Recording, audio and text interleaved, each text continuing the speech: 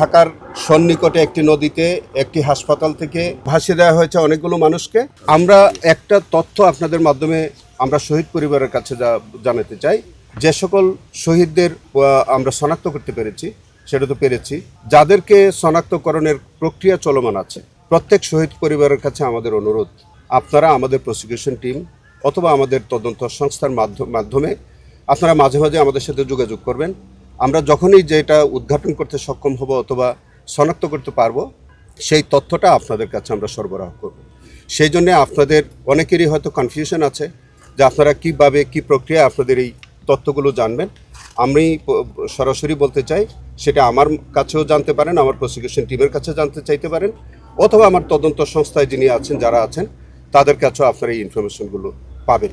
তবে আমাদের তদন্ত অব্যাহত আছে। আমাদের জন্য আপনাদের সহযোগিতা চাই।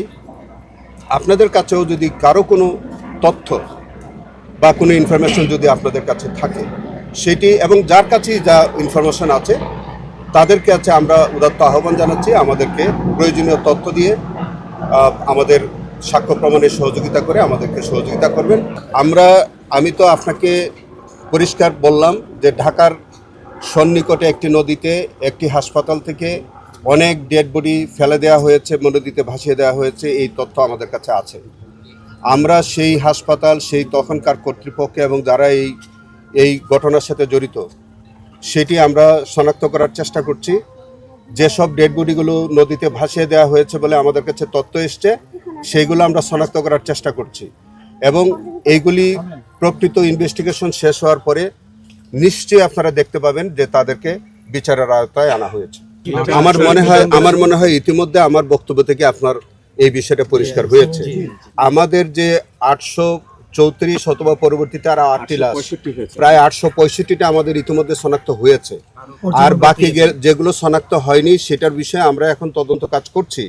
তারই মধ্যে আজকের 114টি জোরাইন কবরস্থানে, নারায়ণগঞ্জে, মাতোয়াইলে এবং মুন্সিগঞ্জে, সেখানেও আমরা শনাক্ত করার চেষ্টা করছি সেখানে কতগুলো লাশ আছে এবং সেইগুলি বা জুলাই শহীদ কয়জন, এইটি আমরা এবং নদীতে ভাসিয়ে দেওয়া হয়েছে কতগুলো, এইগুলি যখন আপনি যোগফল দেখবেন, তখন দেখবেন যে 1400 থেকে বেশি হয়ে যেতে পারে।